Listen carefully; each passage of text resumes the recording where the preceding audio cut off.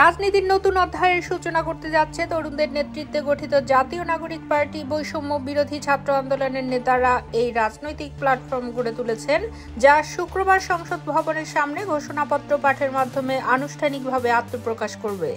বৃহস্পতিবার রাজধানীর বাংলা মোটরে জাতীয় নাগরিক কমিটির কেন্দ্রীয় কার্যালয়ে দলটির বিষয়ে চূড়ান্ত আলোচনা হয়।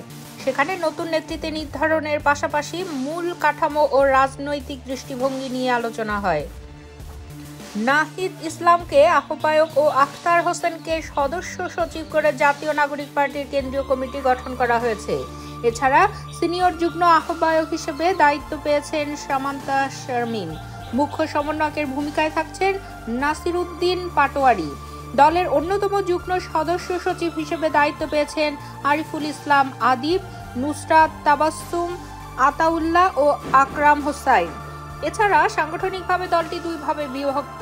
উত্তরাঞ্চলে সার্জিস আলম ও দক্ষিণাঞ্চলে হাসনাত আব্দুল্লাহ মুখ্য সংগঠকের দায়িত্ব পালন করবেন।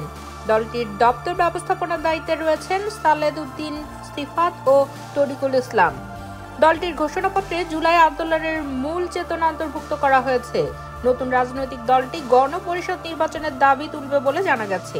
পাশাপাশি বৈষম্যের বিরুদ্ধে সক্রিয় ভূমিকা পালন ও একটি সমতাভিত্তিক রাষ্ট্র প্রতিষ্ঠার লক্ষ্যে কাজ করবে এনসিপি। নেতারা জানিয়েছেন, জাতীয় নাগরিক কমিটি ও বৈষম্য বিরোধী ছাত্র আন্দোলন থেকে অন্তত 110 জন সদস্য এতে যুক্ত হয়েছেন।